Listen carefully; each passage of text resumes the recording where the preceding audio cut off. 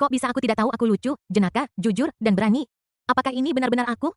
Tapi memang benar bahwa aku tidak peduli dengan ketenaran dan kekayaan. Aku memang orang seperti itu. Harus kuakui bahwa wanita tua memiliki penilaian yang cukup baik.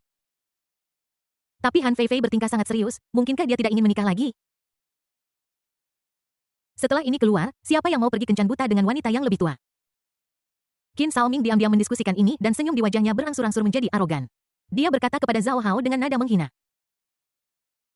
Zhao Hao, apakah kamu dengar itu? Kakak Fei bilang dia menyukaiku, kenapa kamu masih di sini? Jika aku melihatmu mengganggu kakak Fei lagi, aku tidak akan sopan padamu. Setelah Qin Xiaoming selesai berbicara dengan nada mendominasi, dia merasa sedikit tidak berdaya. Menurut perilaku Qin Xiaoming dalam novel, dia pasti akan sangat gembira setelah mendengar bahwa Han Feifei menyukainya dan kemudian mendeklarasikan kedaulatannya kepada Zhao Hao. Alasan mengapa dia bertingkah seperti ini bukan hanya karena dia ingin membuat Zhao Hao merasa jijik, tetapi yang lebih penting dia harus melakukannya. Fei Fei, berhenti bercanda. Kamu tidak bisa membuat lelucon seperti ini sembarangan. Ketika Zhao Hao melihat kegembiraan Han Feifei dan wajah arogan Qin Xiaoming, dia ingin maju dan mencabik-cabik pasangan itu. Namun demi kebahagiaan di masa depan, dia memaksa dirinya untuk menanggungnya, memaksakan senyum, dan menghibur Han Feifei dengan nada lembut. Jelas dia masih tidak percaya bahwa Han Feifei akan jatuh cinta pada Qin Xiaoming. Bab 86 Kekecewaan Pluto. Zhao Hao, tolong jangan panggil aku Feifei mulai sekarang. Kita tidak akrab satu sama lain. Dan aku tidak bercanda, pertunangan Xiaoming akan segera dibatalkan dan tidak ada lagi faktor yang menghalangi kita untuk bersama. Jika dia bersedia menikahiku, kita bisa langsung pergi ke catatan sipil. Han Feifei tampak bertekad untuk benar-benar memutus pikiran Zhao Hao hari ini dan dia mengatakan sesuatu yang mengejutkan semua karyawan di perusahaan. Sial, apa kau benar-benar harus mempermasalahkan ini?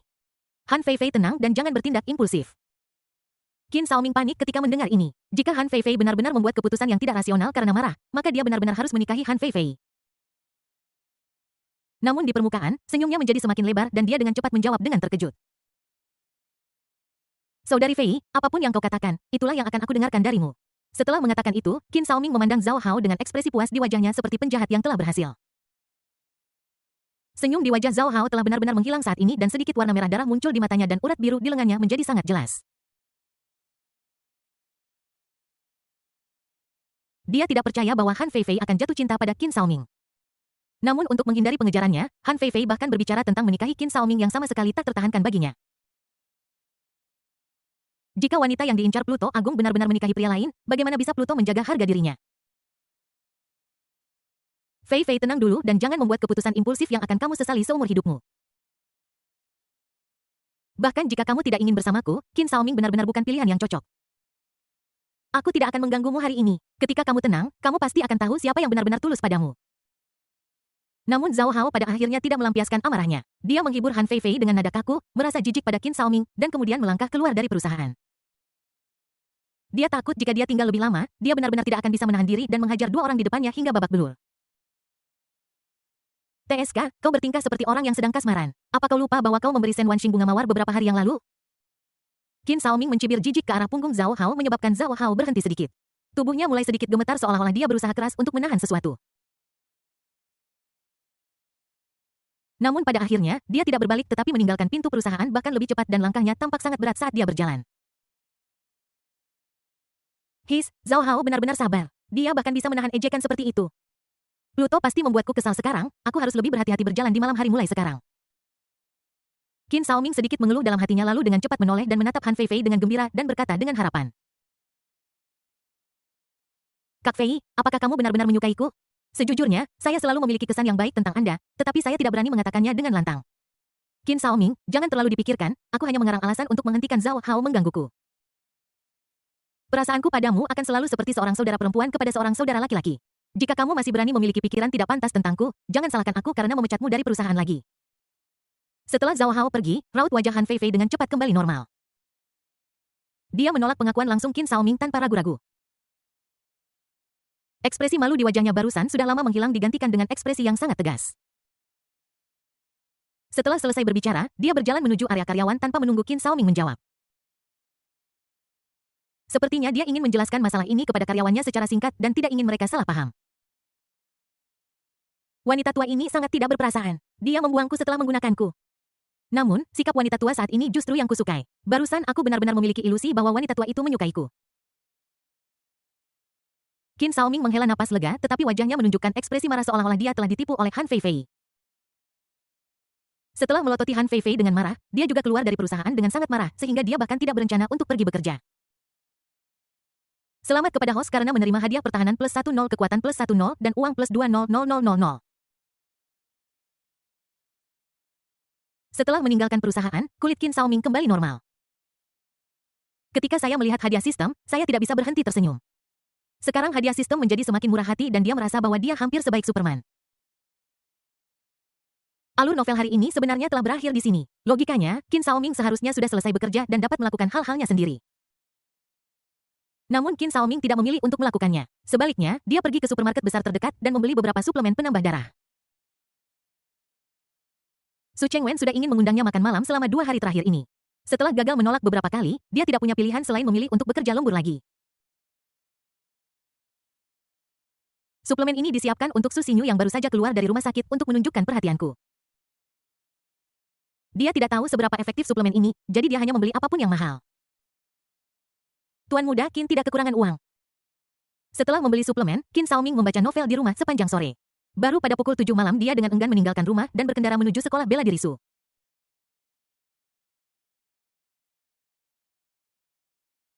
Kebetulan ketika Qin Shaoming hendak tiba di keluarga Su, Zhao Hao sudah tiba di depan pintu keluarga Su dengan membawa hadiah dan mengetuk pintu halaman dalam keluarga Su. Zhao Hao, apa yang kamu lakukan di rumahku? Su Xinyu sedang memasak di rumah. Ketika dia mendengar ketukan di pintu, dia pikir itu adalah Qin Shaoming. Dia membuka pintu dengan gembira tetapi menemukan bahwa itu adalah Zhao Hao yang berdiri di depan pintu. Wajahnya langsung menjadi dingin. Xiao Yu, kudengar kamu baru saja keluar dari rumah sakit jadi aku ingin datang menjengukmu. Ini hadiah kecil dariku. Zhao Hao menunjukkan senyum khasnya di wajahnya. Sambil berbicara, dia menyerahkan hadiah di tangannya kepada Su Xinyu. Dia sama sekali tidak merasa malu karena perubahan ekspresi Su Xinyu yang tiba-tiba. Saat ini dia untuk sementara gagal di pihak Han Feifei jadi tentu saja dia harus memfokuskan perhatiannya pada Shen Wanxing dan Su Xinyu. Dia pada dasarnya telah memenangkan hati Shen Wanxing dan mereka hanya menunggu untuk membatalkan pertunangan sehingga mereka bisa bersama secara alami. Tetapi Su Xinyu tidak mengembangkan perasaan apapun padanya karena Qin Shaoming telah mencuri perhatian darinya terakhir kali dia menyelamatkan sang putri. Oleh karena itu, dia hanya bisa bekerja lebih keras sekarang dan mencoba untuk mendapatkan lebih banyak dukungan dari Su Xinyu. Nanti dia akan merancang rencana melawan Su Xinyu dan menjatuhkannya dalam satu gerakan. Tidak, aku tidak membutuhkan hal-hal ini. Aku harus pergi memasak sekarang jadi aku tidak akan mengobrol denganmu lagi.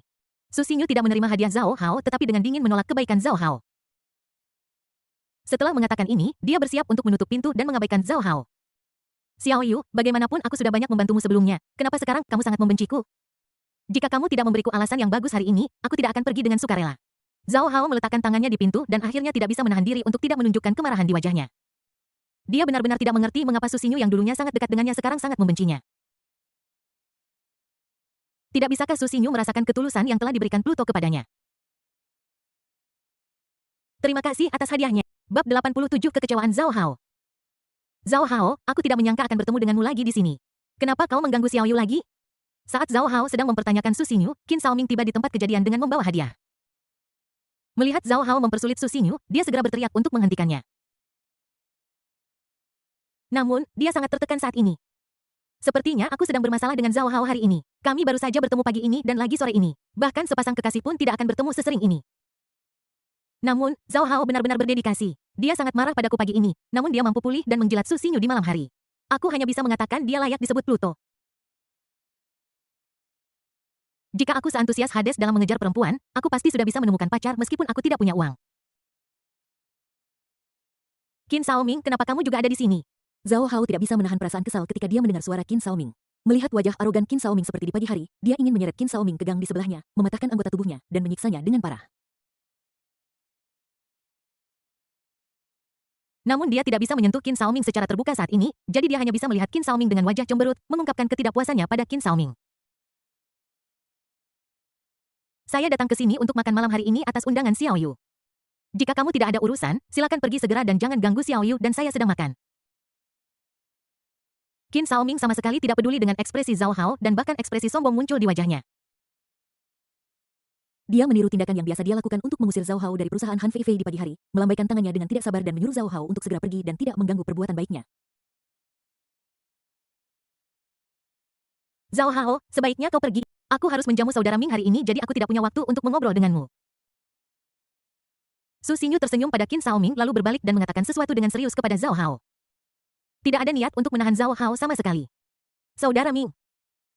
Zhao Hao dengan tajam memperhatikan perubahan cara Su Xingyu menyapa Qin Xiaoming dan suasana hatinya langsung menjadi buruk. Awalnya Su Xingyu memanggilnya kakak Hao dan memanggil Qin Xiaoming dengan namanya. Sekarang Su Xingyu menyapa kedua orang itu dengan cara yang terbalik yang membuatnya merasa sangat tidak nyaman. Xiao Yu, jangan tertipu oleh penyamaran Qin Xiaoming. Kamu mungkin belum tahu ini, tetapi Qin Xiaoming sedang mengejar dua wanita lain pada saat yang sama. Bahkan hari ini sepupu Qin Xiaoming, Han Feifei, telah dengan jelas menyatakan kasih sayangnya kepada Qin Xiaoming. Jika kamu masih dengan bodohnya mempercayai kata-kata manisnya, kamu pasti akan menderita kerugian besar. Untuk menghilangkan kesan baik Su Xingyu terhadap Qin Xiaoming, Zhao Hao segera memberitahunya apa yang terjadi hari ini. Meskipun dia melihat Qin Xiaoming muncul di sini, dia yakin bahwa Han Feifei berbohong hari ini. Namun, itu tidak menghentikannya untuk menceritakan kisah itu dan menyebabkan masalah bagi Qin Xiaoming. Dia tahu kepribadian Su Xingyu, gadis seperti ini paling membenci pria yang tidak murni. Selama dia mengungkap perbuatan Qin Xiaoming, pasti akan ada keretakan dalam hubungan keduanya. Kemudian dia akan memiliki kesempatan untuk mengambil keuntungan dari situasi tersebut. Bocah Pluto itu mulai menjebakku lagi, membuat seolah-olah kamu tidak mengejar wanita lain pada saat yang sama. Kita semua adalah jenis orang yang sama. Aku tidak tahu bagaimana kamu bisa mengatakan hal seperti itu dengan begitu percaya diri. Selain itu, aku melakukan ini untuk pekerjaan, lalu kamu melakukan ini untuk apa? Apa kamu tidak punya ide? Qin Xiaoming sangat tidak senang, Zhao Hao terlalu munafik. Orang lain mungkin punya hak untuk mengatakan ini kepadanya, tetapi dia tidak puas ketika Zhao Hao mengatakan ini kepadanya dan segera membantah dengan tajam. Zhao Hao, kamu harus mengerti bahwa aku diundang ke sini hari ini, tidak seperti beberapa orang yang datang ke sini untuk menjilat muka dan tidak bisa diusir. Lagi pula, aku adalah pemuda yang luar biasa, bukankah wajar jika wanita menyukaiku? Tapi aku sangat setia pada cinta dan aku tidak akan setuju hanya karena seseorang mengatakan mereka menyukaiku. Hari ini Suster Fei menyatakan perasaannya padaku tetapi sayangnya aku tidak memiliki perasaan apapun padanya jadi aku menolaknya secara langsung. Aku tidak seperti seseorang yang memberitahu Suster Fei di pagi hari bahwa dia ingin membuktikan ketulusannya dan kemudian berlari ke rumah Xiao Yu untuk memberikan hadiah di malam hari. Apakah kamu menaruh ketulusanmu pada Xiao Yu sebelumnya dan sekarang kamu perlu mengambilnya kembali? Qin Xiaoming pertama-tama memuji dirinya sendiri tanpa merasa malu dan kemudian secara singkat menjelaskan apa yang terjadi hari ini. Bagaimanapun Zhao Hao tidak tahu apa yang terjadi antara dia dan Han Feifei setelahnya. Sekarang dia mengatakan bahwa dia mengambil inisiatif untuk menolak Han Feifei dan Zhao Hao tentu saja tidak bisa membantahnya. Setelah menyelesaikan urusannya sendiri, Qin Xiaoming menggoda Zhao Hao tentang perilakunya saat ini dengan nada menggoda dan menatap Zhao Hao dengan tatapan penuh penghinaan. Qin Xiaoming, apa kamu benar-benar berpikir bahwa semua orang memiliki pikiran yang sama denganmu yang hanya berisi sampah kuning di kepala mereka? Aku selalu memperlakukan Xiao Yu seperti adik perempuanku. Sekarang Xiao Yu sudah keluar dari rumah sakit, wajar saja bagiku sebagai kakak laki-lakinya untuk datang mengunjunginya. Xiao Yu, meskipun Qin Xiaoming berbicara dengan begitu percaya diri sekarang, aku melihat betapa bersemangat dan gembiranya dia setelah mendengar pengakuan Han Feifei hari ini. Jika kamu benar-benar percaya padanya, kamu pasti akan menyesalinya nanti. Zhao Hao sudah mempersiapkan diri bahwa Qin Xiaoming akan mengganggunya atas apa yang terjadi pagi ini. Tetapi ketika dia melihat sikap tidak tahu malu Qin Xiaoming dan mendengar nada sarkastik Qin Xiaoming, dia tidak bisa menahan diri untuk tidak marah. Diejek oleh Qin Xiaoming 2 kali berturut-turut dalam 1 hari bahkan jika dia memiliki sikap yang baik, sulit baginya untuk mengendalikan emosinya. Setelah dengan paksa menahan amarahnya dan dengan cepat membela diri, Zhao Hao secara berlebihan menggambarkan ekspresi Qin Xiaoming ketika dia mendengar pengakuan Han Feifei hari ini.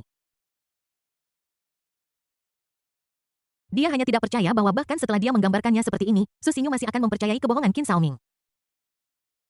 Aku terkesan, Hades benar-benar punya satu trik di lengan bajunya dan itu adalah saudara perempuannya. Ketika Pluto pertama kali mendekati wanita cantik di sekolah yang dia temui, dia tampak melindunginya. Tapi Su Xingyu seharusnya tidak sebodoh itu untuk percaya bahwa Hades hanya memperlakukannya sebagai saudara perempuan kan. Belum tentu lagi pula dia orang aneh yang berani menyerang puluhan orang mungkin pemikirannya benar-benar berbeda dari orang biasa.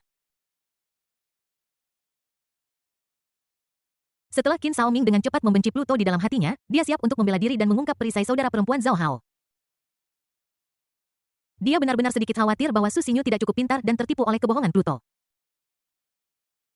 Namun, sebelum dia bisa mengatakan apapun, Su Xingyu berbicara tanpa ekspresi. Zhao Hao, kamu dan aku tidak memiliki hubungan darah. Tolong jangan perlakukan aku sebagai adikmu. Aku tidak butuh saudara laki-laki aneh untuk mencintaiku. Dan aku mengundang Kak Ming makan malam hari ini hanya untuk berterima kasih padanya, tidak ada maksud lain. Aku tahu dalam hatiku bahwa dia memiliki wanita lain di luar sana, jadi kamu tidak perlu mengingatkanku. Brengsek Su Xingyu, tolong jelaskan dengan jelas apa maksudmu aku punya wanita lain di luar sana. Kamu butuh bukti ketika berbicara. Kamu tidak bisa berasumsi bahwa Han Feifei dan Shen Wanxing menyukaiku hanya karena kamu melihat mereka sekali di rumah sakit kan? Ada sesuatu yang benar-benar salah dengan otakmu, kamu terlalu banyak berpikir. Ketika Qin Shaoming mendengar penolakan Su Xinyu, dia merasa lega tetapi dia segera menjadi tidak puas dengan Su Xinyu. Tuan muda Qin selalu menjadi pria yang bersih, bagaimana dia bisa difitnah oleh orang lain? Bab 88, apakah ini terlalu cepat? Kakak Ming, ayo masuk, makanannya akan segera siap. Setelah Su Xinyu menolak Zhao Hao, dia menarik Qin Shaoming ke dalam gerbang. Sikapnya masih sangat ramah dan dia tidak terpengaruh oleh fitnah Zhao Hao terhadap Qin Shaoming barusan. Apakah wanita ini benar-benar memiliki perasaan padaku? Kenapa kamu sama sekali tidak marah ketika mendengar aku punya wanita lain?